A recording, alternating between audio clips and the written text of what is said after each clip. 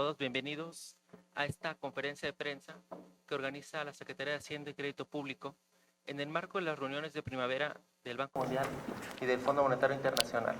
El día de hoy nos acompañan en el presidium el secretario de Hacienda y Crédito Público, Arturo Herrera Gutiérrez, y el subsecretario de Hacienda, Gabriel Llorio González. Como en otras ocasiones, esta conferencia se llevará a cabo en dos partes. En la primera habrá una intervención inicial de parte del secretario Arturo Herrera y posteriormente pasaremos a dos rondas de preguntas de parte de los medios de comunicación.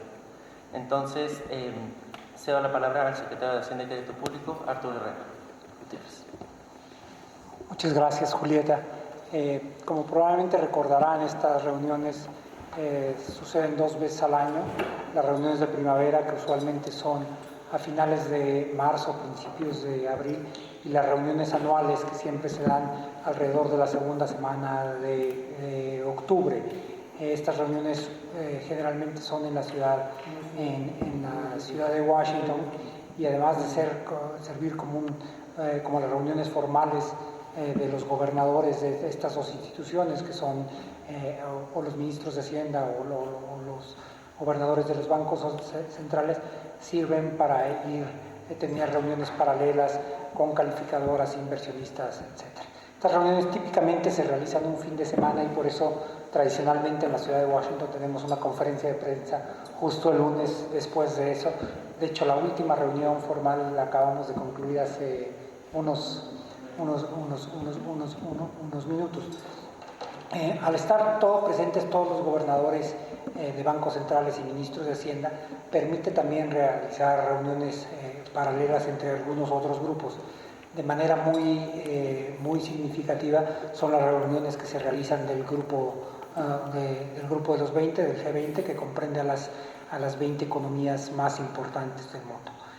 Como podrán imaginarse, las reuniones del año pasado fueron uno de los primeros eventos formales que fueron suspendidos y cambiados a un formato virtual al iniciar los primeros días ser las primeras semanas de la pandemia. Lo mismo pasó con las reuniones anuales y con estas reuniones de primavera. La próxima reunión anual está ya calendarizada para hacer una reunión presencial en la segunda semana de octubre. Ahora bien, como se podrán imaginar, el tema dominante en las discusiones que hubo en la mayor parte de los foros fue la evolución de la pandemia y la respuesta de cada uno de los países, la potencial trayectoria económica y el ritmo de avance en los programas de vacunación. Un elemento que fue recogido como extraordinariamente preocupante en todos los foros fue la asimetría que se está dando en el acceso a las vacunas en el mundo, donde algunos países, en general las economías avanzadas, han logrado asegurar varias veces el número de habitantes en términos de vacunas. Después hay un grupo de economías como la mexicana que tiene completas sus contratos, pero hay un número muy importante de economías en desarrollo que la mayor parte de sus contratos o la mayor parte de su programa de vacunación está asociado a la iniciativa COVAX, y esta iniciativa, que era una iniciativa de Naciones Unidas, de la Organización Mundial de la Salud, va muchísimo más retrasada con respecto a las otras, y esto parece estar generando un escenario donde algunos países logren cumplir sus metas de vacunación relativamente rápido, pero hay otros que vayan muy retrasados y que se vuelva no nada más un problema de salud para esos países, sino que se vuelve el terreno fértil para la mutación y la generación de nuevas variantes del virus. Otro de los elementos importantes que hubo durante estas reuniones anuales fue los temas asociados al uso de los derechos especiales de giro del Fondo Monetario Internacional, que son especie de reservas que tienen los países ahí, y se va a permitir que los países las puedan utilizar, algo que es muy importante en esta coyuntura. En anticipación de las reuniones, los ministerios de Hacienda de Argentina y de México dimos a conocer un comunicado conjunto donde planteábamos, por un lado, nuestro apoyo a este mecanismo, pero también señalábamos que en todo este tipo de operaciones tiene que dársele un espacio similar a las economías en desarrollo que las que tienen los países de ingresos bajos. Los países de ingresos bajos, que son en general los que tienen menos de $1,300 per cápita, son efectivamente los países más pobres, quienes requieren mayor apoyo, pero representan solamente el 10% de la población mundial. Los países de ingresos medios, entre los que se encuentra México, representan el 75% de la población mundial. Así es que no dar una propuesta de salida que incluya a los países de ingresos medios nos parecía que era una posición restringida y miope. Fue bien recibida en el comunicado conjunto, fue hecho de manera deliberada un día antes de la reunión del G20 y fue retomado en las distintas intervenciones. Es un tema que vamos a continuar discutiendo. Uno de los elementos centrales en la agenda del G20 y que había sido acordado ya hace algunos años era lograr implementar una especie de impuesto global mínimo para la economía digital. Había un acuerdo de prácticamente todos los países, excepto Estados Unidos, al ser acuerdos dentro del G20 que tienen que ser aprobados por mayoría. Esto lo había retrasado y la administración Biden, en voz de la secretaria del Tesoro Janet Yellen, decidió cambiar su postura y justo el lunes pasado, 2 días antes del inicio formal de las reuniones, dio a conocer su apoyo a esto. Así es que los 3 elementos que me parece que han sido centrales a lo largo de la última semana en la discusión eran el impuesto global a la economía digital, el uso de los derechos especiales de giro del Fondo Monetario Internacional y los programas de vacunación y el impacto que van a tener en la salida económica. Más allá de eso, solamente fue bienvenida las noticias del Fondo Monetario, en el sentido en que la crisis del año pasado respondieron con mucha velocidad y desembolsaron cerca de $100,000 millones para un total de 80 países en tan solo unos meses. Yo lo dejaría. Muy bien, muchísimas gracias, secretario Herrera, por su intervención inicial. Ahora pasaríamos a la primera ronda de preguntas de parte de los medios de comunicación, comenzando con Miguel Moscosa, del portal El CEO, por favor. ¿Qué tal? Buenas tardes, secretario y subsecretario. Lo que comentaba ahorita al respecto de la aplicación, bueno, ¿cuál es la postura de México sobre este impuesto mínimo corporativo global? ¿Cuál es la postura de México? Y si se descarta que se pueda aplicar un impuesto así para, bueno, el gobierno pueda solventar proyectos en el futuro. Y otra pregunta, hace unos días, igual que charló con el presidente del Banco Mundial, usted comentaba que el fomento a un mercado financiero común en Centroamérica. ¿Podría dar más detalles al respecto? Gracias. Muchísimas gracias Miguel por tus preguntas. Ahora pasaríamos con Guadalupe Flores, por favor, de Televisa. ¿Qué tal, secretario, subsecretario? Julieta, buenas tardes. Yo quiero preguntarle, a propósito de lo que usted comentaba ahorita, de estas reservas que tienen los países en el FMI, ¿México hará uso de estas reservas? También se abrió la posibilidad de usar una parte de la línea flexible que México tiene en el FMI ante una posible tercera ola de contagios en México. Y por otra parte quisiera preguntarle, si también ya se ha disipado este riesgo de una tercera ola de contagios, y si no, si en su escenario, en su perspectiva lo tienen contemplado, ¿cuál sería este plan B para tratar de asumir este gran reto que tiene la economía mexicana de una recuperación hacia la segunda parte del año? Usted ha comentado que esta recuperación no es homogénea, es heterogénea. Por otra parte quisiera preguntarle, ¿qué tanto impulsará la economía mexicana en el segundo trimestre de este año el plan fiscal de Estados Unidos? ¿Permeará? ¿En qué sectores ayudaría para tratar de cumplir con el estimado de crecimiento económico para este año? Muchas gracias. Muy bien, muchísimas gracias Lupita por tus preguntas. Ahora, para terminar esta primera ronda, Le pediría por favor a Silvia Rodríguez del diario Milenio si nos hace favor de hacer las preguntas. Buenas tardes a todos. Tengo dos preguntas. La primera relacionada con este impulso económico por parte de Estados Unidos.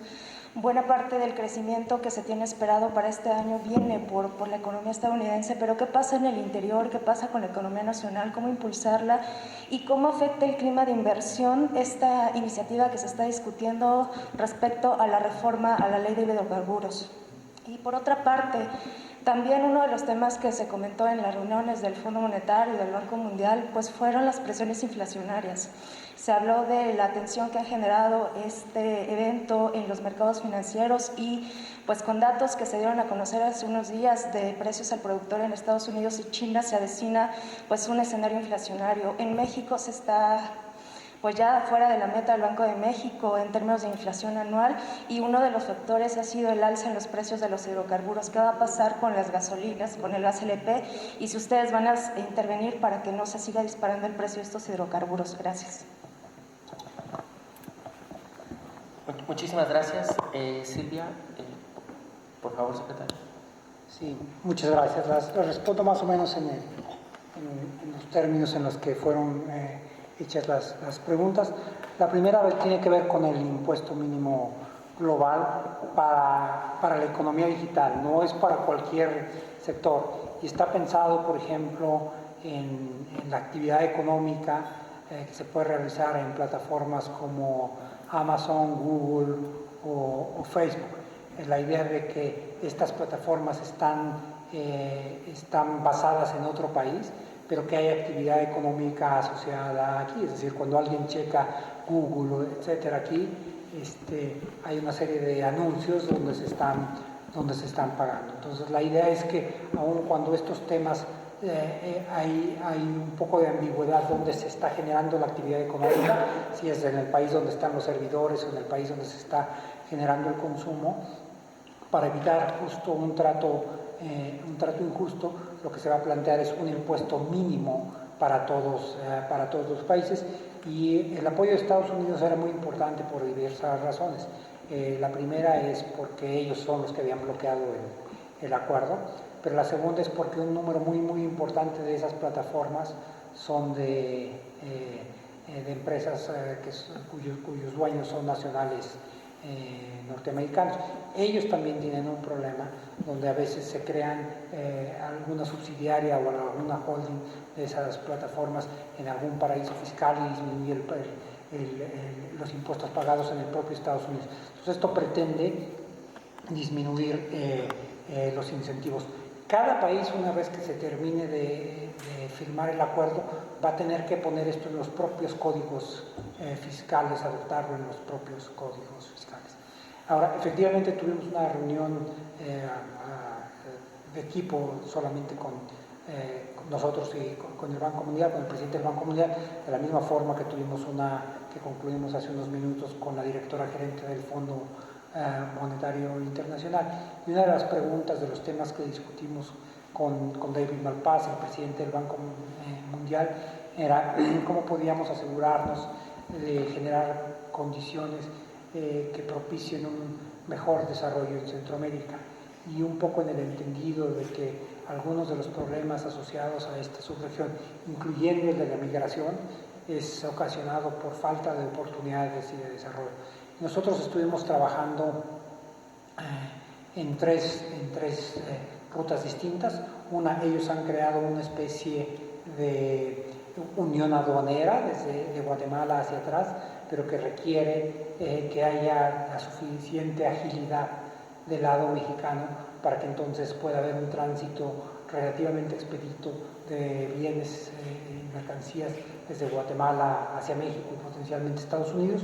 Nosotros llegamos a un acuerdo para un despacho conjunto con el gobierno de Guatemala que necesitaba ser aprobado por el Senado y el Senado lo aprobó en México justo hace alrededor de 10 días.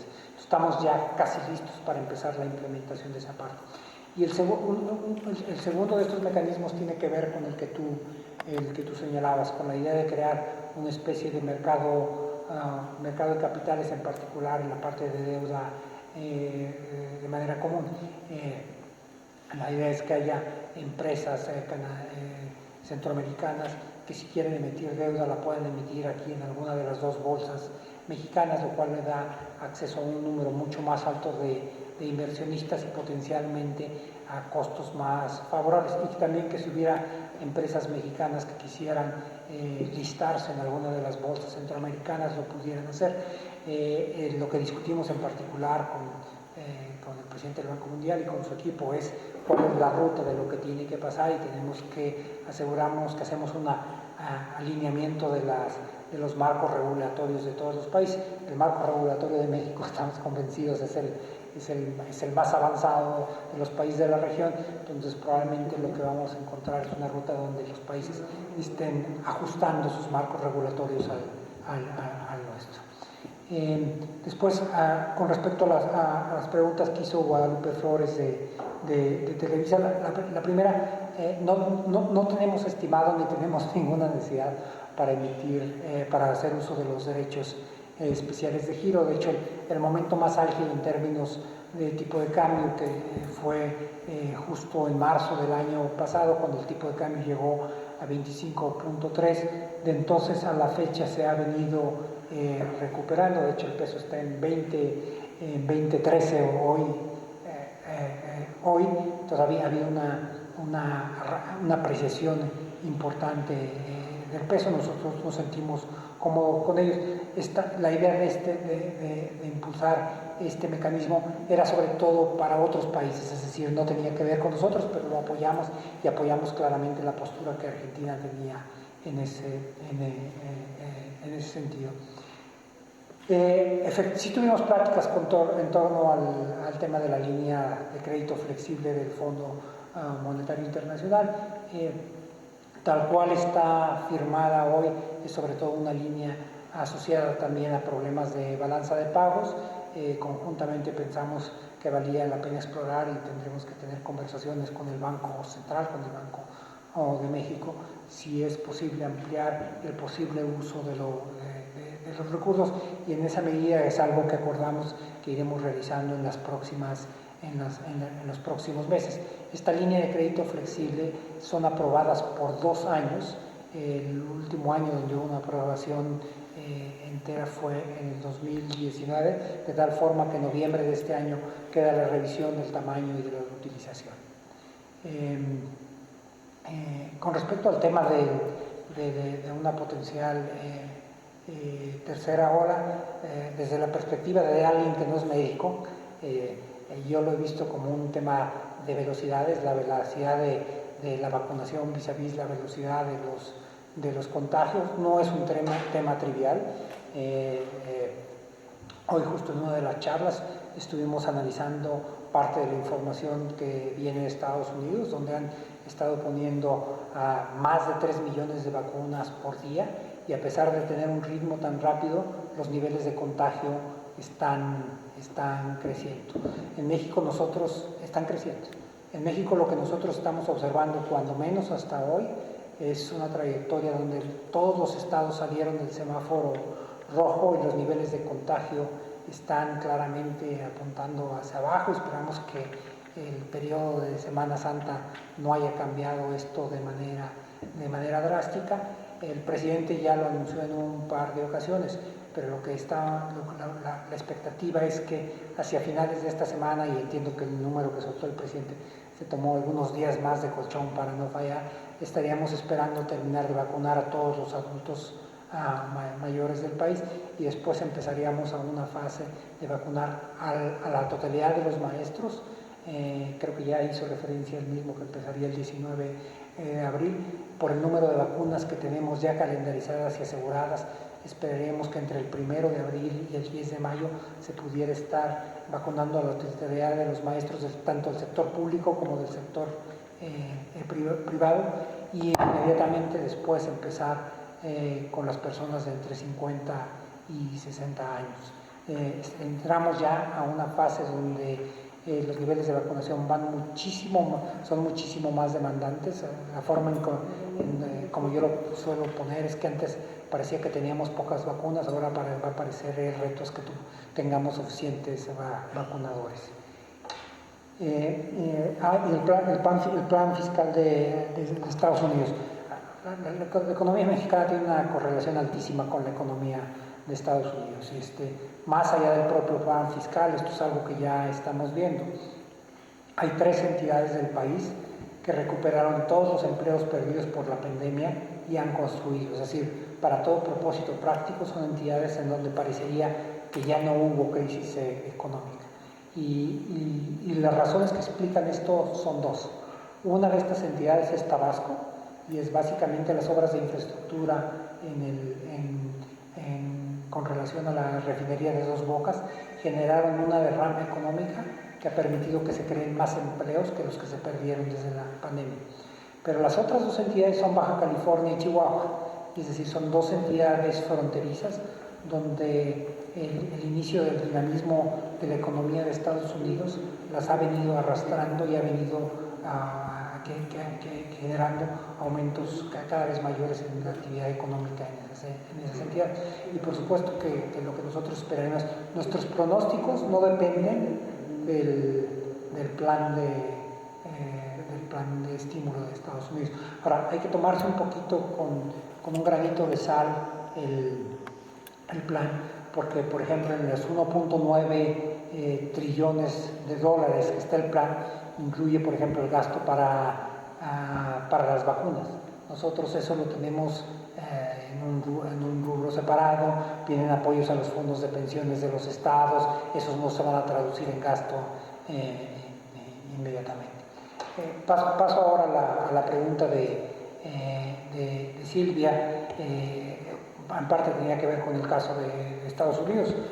Va a ser claramente positivo para la actividad económica en México, pero lo que yo sería cuidadoso es en una parte del argumento que se está tratando de construir, incluyendo en Estados Unidos, donde se dice que este plan contempla recursos que son tan vastos que van a cerrar la brecha de actividad económica. Eso quiere decir que todo el desempleo que se creó va a desaparecer muy pronto y que va a generar presiones hacia la actividad económica que se van a traducir en presiones inflacionarias.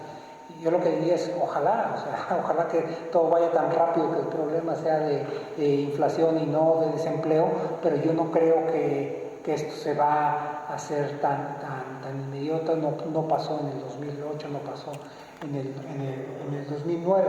Ahora, con respecto a las presiones que pudiera haber en los precios en México, nosotros estamos, como es natural, dando seguimiento puntual al comportamiento de la inflación, y nos preocuparía muchísimo que parte de los incrementos que estamos viendo en los precios representaran una dinámica que se estuviera autoalimentando y estuviera generando una presión hacia la alza de los precios. Pero cuando hemos hecho un análisis detallado de los movimientos más inusuales, salieron cosas que creemos que son claramente temporales y asociados a la pandemia. Por ejemplo, había aumentos en los precios de productos para reparación de la vivienda, cloro, limpieza de la vivienda, computadoras, eléctricos, aspiradoras, etcétera.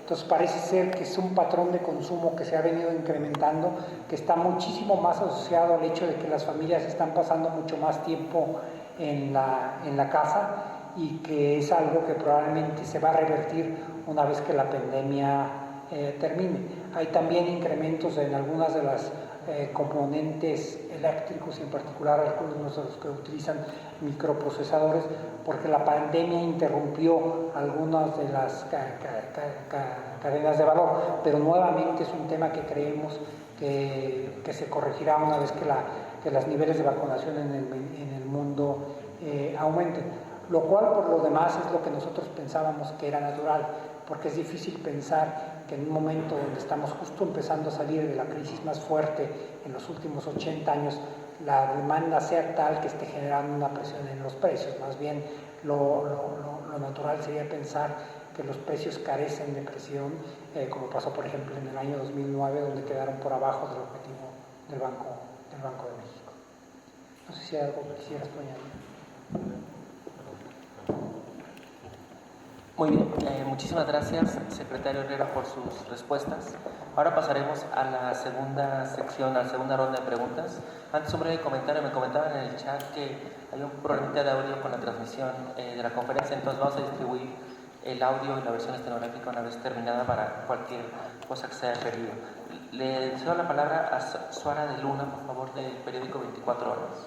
Hola, buenas tardes, secretario, subsecretario. Buenas tardes a todos y a todas. Nuestro medio hizo una solicitud de transparencia a la Secretaría de Bienestar con el número 55.021 respecto a que, bueno, la Secretaría de Bienestar se supone regresó a la tesorería 10.862 millones de pesos por parte del programa de pensión para adultos mayores, cifra que se supone no pudo ser entregada a los beneficiarios de dicho programa. Ahora que formaron parte del erario público, pues nos interesa saber hacia qué va a estar destinada dicha cantidad.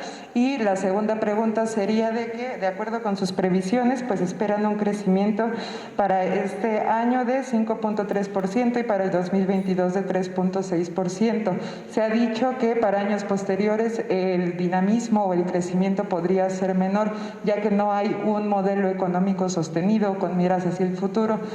¿Cuáles son tus previsiones para después del 2022 y cómo pretenden, pues vaya, impulsar la economía para siguientes años? Muchas gracias. Muchísimas gracias por tus preguntas. Ahora cedo la palabra a Senyas en Flores, del periódico El Financiero. Sí, buenas tardes, secretario, subsecretario, Julieta. La primera pregunta está en línea con la de mis compañeros sobre el pronóstico de crecimiento. ¿Usted rechaza entonces estas pues opiniones de analistas sobre que son muy optimistas, ¿no? Las revisiones del crecimiento de Hacienda, incluso las del Fondo Monetario, que están pues fundamentadas en cierta parte por el Plan Económico de Estados Unidos? ¿Rechaza que sean optimistas o inciertas sus pronósticos de crecimiento para este año, secretario? La segunda pregunta sería sobre la reforma de outsourcing. Sabemos que estamos ya pues a horas quizá de que empiece la dictaminación en la Cámara. ¿Han hecho en el gobierno, en Hacienda, un estimado de cuánto le va a costar al gobierno absorber al personal que tienen actualmente subcontratado? ¿Cuántas personas implicaría? ¿Han hecho una estimación preliminar? Y la última pregunta, quizá para el subsecretario, aprovechando su presencia, si va a haber, ya llegó abril, ¿habrá remanente de operación? Muchas gracias.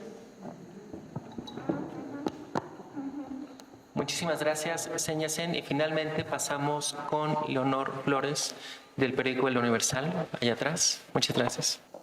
Sí, buenas tardes. Secretario, en relación a las reuniones que acaban de finalizar el fin de semana, ¿cómo vieron ustedes o cómo calificarían la participación de México? Bueno, dado de que pues México junto con Argentina pues sí movieron un poco la mesa de las reuniones, de las negociaciones con esta propuesta que hicieron para los derechos especiales de giro. En realidad pues sí fue muy comentado. Saber cómo fue que llegaron a esta propuesta para beneficiar más a los países de ingresos bajos y medios.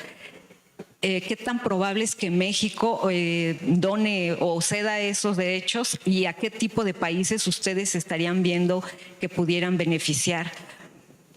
También, en relación a esto, pues qué tan sabrosas se ponen las grillas, si son más sabrosas en manera virtual o presencial, porque bueno, pues ustedes sí hicieron mucho ruido en este sentido.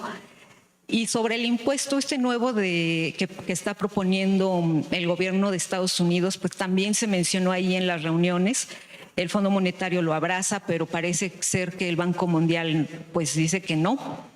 En ese sentido, ¿cómo vieron ustedes ese tipo de grillas? Y una pregunta para el subsecretario, que es fan de este tipo de de bonos. Hay una propuesta que hizo el PT la semana pasada en Cámara de Diputados para más bien reformar la Ley Federal de Responsabilidad y para permitir a la Secretaría de Hacienda que emita bonos para poder hacer frente aparte de desastres naturales, también para otro tipo de catástrofes como son pandemias, enfermedades crónico-degenerativas en materia de salud. ¿Ustedes cómo ven esta propuesta que plantean en la Cámara de Diputados? Y también se estrenaron ya, México se estrenó también como para presidir el comité de Banco Mundial y Fondo Monetario. Si Acevedo también ya estuvo muy activo en esto. Y sí, ya ve que el Comité de Desarrollo del Banco Mundial en su declaración final dijo que pues, a todos los citó para otoño en octubre y dijo nos vemos en Washington. Pues, México tendría que ir tomando en cuenta que pues, el papel que tienen ante el Fondo Monetario y el Banco Mundial, para ese entonces usted y su equipo ya estarían yendo a Washington tomando en cuenta que, bueno, ya eventualmente tendrían las 2 dosis de vacuna. Digo, están jóvenes, pero pues a lo mejor ya para entonces les tocan las 2 dosis. Bueno, primero la primera pregunta. Si hay recursos no utilizados, regresan al presupuesto y se utilizan para fondear el presupuesto general. Los recursos no utilizados no son etiquetados para bienes específicos.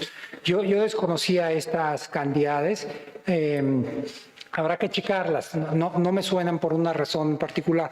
En cuanto, como ustedes saben, el año pasado cuando empezó la pandemia, lo que nosotros hicimos fue ir adelantando en bloques de alrededor de 3 meses, si mal no recuerdo, el pago a los adultos mayores. Así es que más bien creo que esa parte estaba completamente liquidada. Podemos checar los números con precisión, pero en todo caso, si son devueltos a las arcas, forman parte del presupuesto general. En el mismo sentido, yo creo que el 5.3% de inversión que se está, de crecimiento para la actividad económica que se está estimando en este año, es la cifra más realista que nosotros podemos hacer. Nosotros hemos venido haciendo un énfasis en que los pronósticos de Hacienda tienen que ser precisos, primero porque son los que ayudan a la formulación del marco de finanzas públicas, pero también porque tienen que servir al resto de los actores como una especie de guía hacia dónde va la economía. Si Hacienda no tiene credibilidad en sus propios pronósticos, no se convierte en el ancla para el resto de los actores económicos.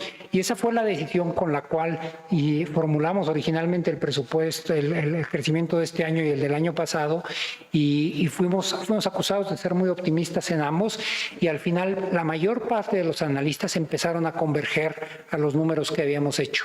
Y el número que nosotros presentamos de crecimiento o de caída de la actividad económica para el 2020 fue el más cercano al número final de cualquier correduría, de cualquier calificadora, de cualquier organismo internacional. Yo creo que más bien lo que está viendo ahora es un reconocimiento de que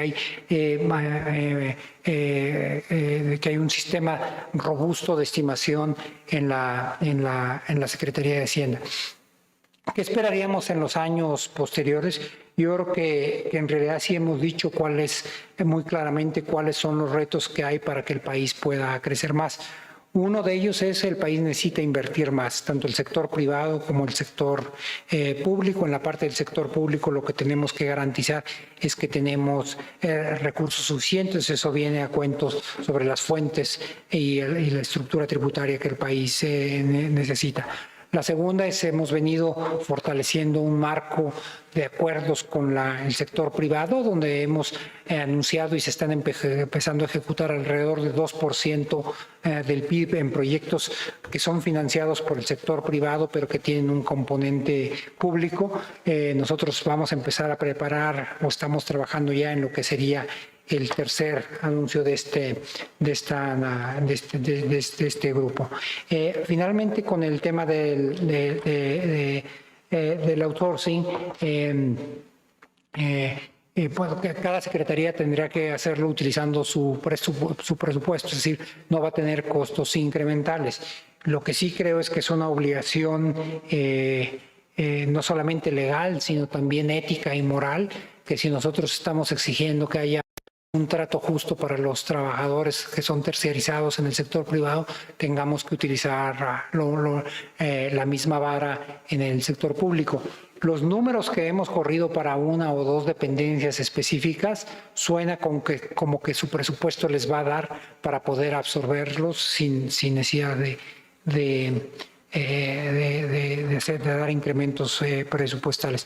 Y finalmente las preguntas que hizo Leonor Flores, las grillas son igual allá, nomás que son en inglés. Lo que sí se perdió ahora, que es parte de lo que existía en un mundo no virtual y en las reuniones presenciales, es que, por ejemplo, en el marco de las reuniones de los ministros de Hacienda, del G20, etcétera, los ministros solíamos hacer apartes y empezábamos a tratar temas de manera bilateral. De alguna forma logramos hacer algo de eso en estas reuniones, pero es muchísimo menos espontáneo y tuvo que ser muchísimo más armado. Una de esas reuniones eran las que se dio con el ministro de Hacienda de Argentina. Nosotros hemos mantenido lazos de comunicación permanentes y en las últimas semanas fuimos acelerando los contactos y justo alrededor de hace una semana pensamos que esta idea conjunta que teníamos, debíamos plasmarla en un comunicado para que quedara muy clara la posición de México y de Argentina en ese sentido, pero también para que quedara claro que los países de ingresos medios están tratando o estamos tratando de consolidar una posición entre todos. Los países de ingresos medios somos el 75% de la población mundial y el 35% del PIB, es decir, no es un grupo marginal ni a nivel de población ni a nivel de actividad económica. La posición que nosotros planteamos fue, y yo creo que bien recibida incluso por algunas economías avanzadas. Claramente hicieron pronunciamientos a favor países como España y Canadá en términos muy similares. Entonces nos parece que fuimos exitosos en términos de detonar una conversación en el sentido de que los países de ingresos medios tienen que tener también mecanismos ágiles a través de los cuales puedan ser apoyados. Y luego una aclaración, en términos del llamado impuesto digital mínimo global, todo el mundo lo apoyó, incluyendo el Banco Mundial. No hay ahí ningún desacuerdo. Lo único desacuerdo que existiera con la administración del presidente Trump, que había decidido bloquearlo, pero fue uno de los primeros elementos, de hecho, que yo le planteé a la secretaria Yellen cuando tuvimos una conversación cuando fue recién nombrada hace algunas semanas y hay una respuesta muy favorable del gobierno de Estados Unidos en este sentido. Y finalmente sí, las reuniones están programadas para realizarse de manera presencial, pero no es la única. De hecho, todo el mundo está pensando que va a haber un calendario de vacunación bastante agresivo, como el que ya estamos viendo en México, y la primera reunión presencial, por lo menos en principio, no es la de octubre en Washington del Banco Mundial, sino es la del G20 para mediados de junio en Italia.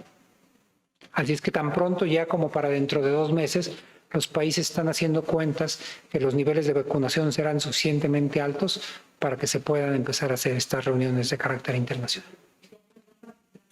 Pues yo como tengo 25 años me va a tocar de experiencia. No, a mí me toca, yo creo que ya en un par de semanas, a él no, pero a mí sí. Sí. ¿Tú qué? Hay un par de preguntas. Sí, gracias. Con respecto a la pregunta de Zen, Con respecto a los remanentes de operación del Banco Central, yo creo que hay que recordar que estos remanentes se calculan por la diferencia entre el valor del dólar, ¿no?, en términos de peso, al cierre del año 2019 y al cierre del año 2020, y se entregan usualmente, si es que existen, en abril. Entonces, la diferencia entre el cierre del año 2019 más o menos cerró entre 18.9 pesos por dólar. En algún momento durante el 2020, específicamente cuando estaba la mayor situación de estrés financiero derivado por el COVID-19, el tipo de cambio llegó a casi 25, 25.4. De haberse mantenido así, los remanentes del Banco Central habrían sido significativos. Sin embargo, como hemos observado en los últimos meses, el tipo de cambio se ha venido apreciando significativamente también. Al cierre del año 2020 cerró alrededor de entre el 20.5 y 21, actualmente está en 20.3. Y eso prácticamente reduce la posibilidad de que exista remanentes del Banco Central. Ahora bien, no hay una fecha específica. El Banco Central va a determinar si existen remanentes una vez que evalúe la diferencia cambiaria, la ganancia por valor, pero además también tiene que considerar las pérdidas que existan en su balance o la reposición de reservas que también tengan de manera como política interna. Por lo tanto, esperemos que pronto haya noticias en este sentido. Si hubiera el 100% de estos recursos se tienen que utilizar para deuda, puede ser el 70% para recomprar deuda y el otro 30% se puede establecer en algún tipo de fondos de contingencia. En este sentido, al generar una reserva de efectivo, también ayuda a contabilizar la deuda neta. Y finalmente, para terminar de responder esta pregunta, aunque no existan remanentes en lo general, tanto el sector público como el gobierno federal mejor dicho, el sector público terminan ganando más por la apreciación del tipo de cambio. Hay que recordar que la base de las reservas es menor a la base de la deuda pública, por lo tanto ganamos más en la revaluación de la deuda hacia abajo por el de cambio climático verdes. Creemos que la discusión que hemos tenido puede prosperar a tener un enfoque más amplio de sustentabilidad. Con respecto a los bonos pandémicos, México ya ha emitido, no bonos pandémicos, pero sí bonos catastróficos. Hay que recordar que hemos sido innovadores también en la definición, o mejor dicho, diseño de instrumentos para atender este tipo de contingencias. México ya ha realizado 2 bonos catastróficos, específicamente fueron diseñados para atender eventos como terremotos. En algún momento también con la Alianza del Pacífico emitimos un bono catastrófico conjunto. Este bono catastrófico incluía también nada más terremotos. Ahora lo que estamos discutiendo es que incluye inundaciones. Pero a tu pregunta específica, creo que es un instrumento que valdría la pena explorar. Sin embargo, durante el 2020 lo que sí quedó claro es que México no tuvo que utilizar endeudamiento para abordar los retos derivados del COVID. Se hizo a través de reapropiaciones presupuestales. Estos instrumentos sirven para transferir riesgo entre los diferentes mercados, entonces creo que sería una propuesta interesante de analizar. Gracias. Muy bien, pues muchísimas gracias, subsecretario Llorio, secretario Herrera, por su participación. Gracias también a los medios de comunicación que nos acompañaron aquí de manera virtual. Como les decía, repartiremos la versión estenográfica y el audio. Y muchísimas gracias a todos. Muy buenas tardes.